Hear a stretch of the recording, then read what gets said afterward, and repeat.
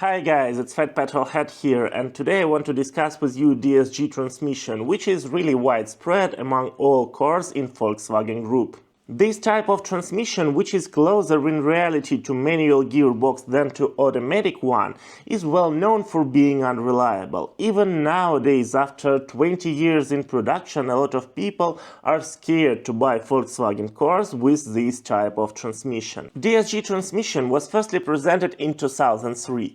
However, it became really popular and widespread after about 2008.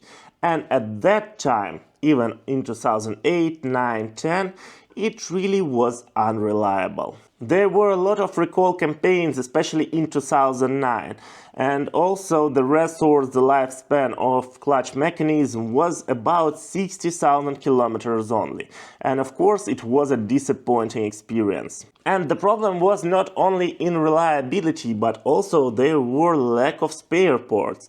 Nobody expected it to be so unreliable.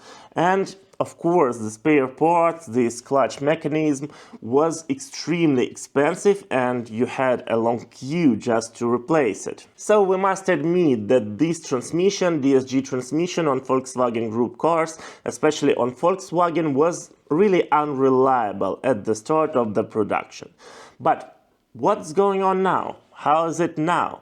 And are there any difference between 6 and 7-speed transmissions? And the first thing I want to mention here is that dividing DSG transmission by 6 and 7 speeds is incorrect absolutely, because the real difference in these transmissions was the dry clutch and the wet clutch system. Let's first discuss dry clutch mechanism transmissions, which were DQ200 and DQ250, which were installed in almost all compact cars of the brand with small engines. These dry transmissions were the most problematic ones, and really all reputation of DSG is based mostly on the dry clutch transmission.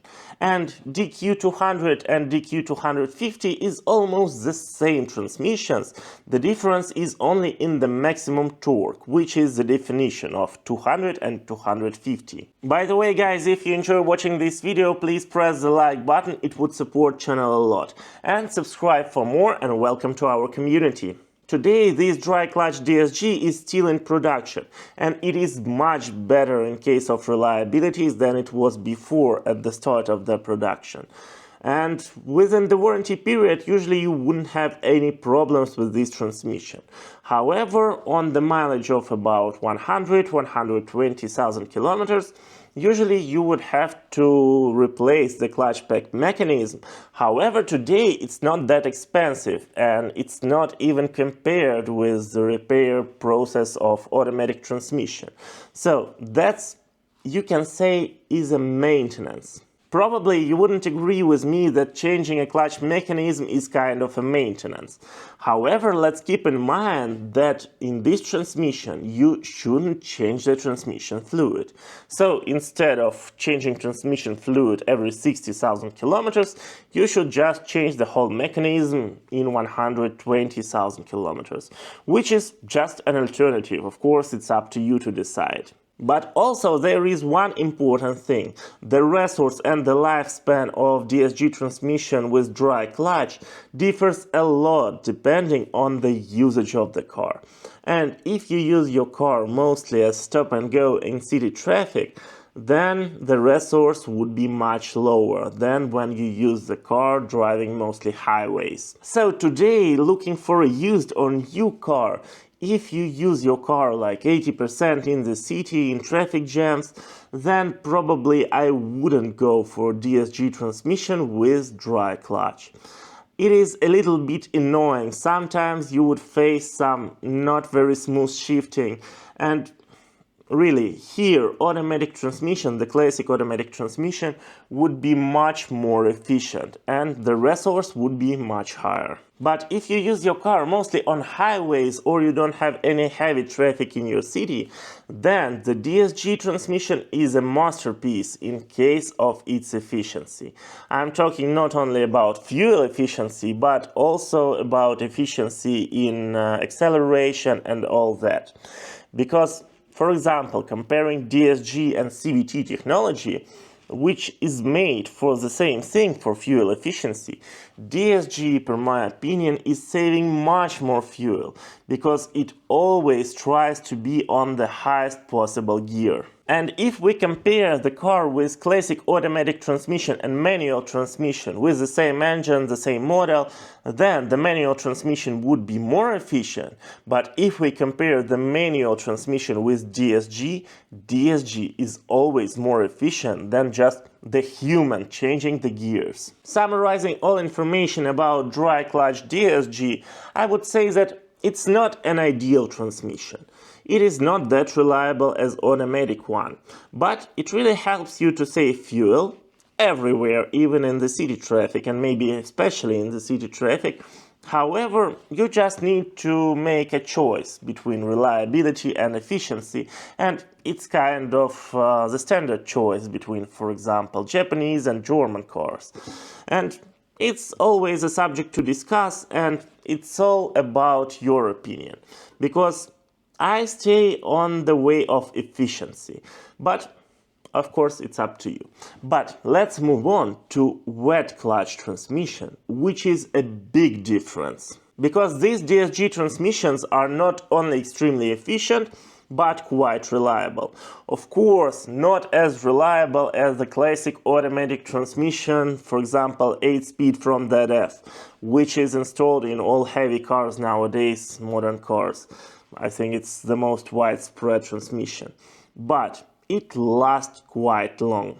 With a good maintenance, the clutch mechanism can last up to 150,000 kilometers and even more, which is already close to some classic automatic transmission whole resource. However, I must admit that DSG transmission with wet clutch reliability is mostly applicable to modern models of Volkswagen Group brand. Because, for example, Audi Q5 of the first generation was presented with DSG with wet clutch and it wasn't reliable. After the facelift, they replaced it with ZF automatic transmission, 8-speed, and on the second generation, they presented it with DSG of the new generation, and it is quite reliable and goes without any problems on this car. I personally owned Audi A4 of B9 generation, 2019 I guess, with quattro system and diesel engine, and it was with wet clutch transmission, wet clutch DSG. It was an extremely good experience of owning and driving the car with this transmission, because how it switches the gears when accelerating, it's extremely good, and it cannot just compete with, for example, even a very good ZF automatic transmission, which is fast, but it couldn't be that fast as DSG. So, summarizing information about wet clutch DSG, I would say that you should probably avoid old cars with this transmission. However, talking about the modern cars, it is very close to ideal transmission for all cases. Yes, not that reliable as extremely reliable automatic transmission, but still very good. And of course, it would give you emotions of acceleration faster and also would save you a lot of fuel. And okay, it's not that reliable, but it would save you, for example, 1 liter of fuel for 100 kilometers. So, of course, it's up to you to decide whether it is a good option or not to buy such car, but for sure you shouldn't be afraid of buying the car with such transmission if you really want it. And for me, it is extremely sad to look at Volkswagen Group nowadays, because they improved a very good technology of DSG, which was problematic from the very beginning, but still, the same thing we can say about their turbocharged engines, which today are very efficient and quite reliable. And today they bet on EVs with all these good technologies improved to almost an excellence. Maybe some people would say that Volkswagen Group cars are boring, but it's not like that for me, because you have a variety of cars: Skoda, Volkswagen, Audi, Porsche. All these brands are under Volkswagen Group, and now they are going to all electric future.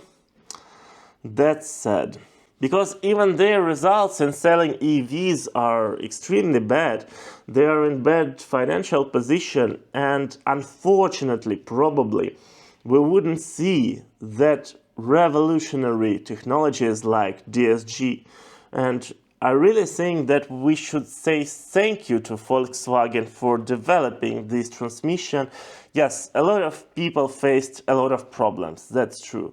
But that's the step to the future. And I don't really see switching to EVs as the way to the future. Thank you for watching. Please write in comments what do you think about DSG and also about Volkswagen strategy. See you soon, or right now if you click one of these two videos. I hope you would enjoy them as well.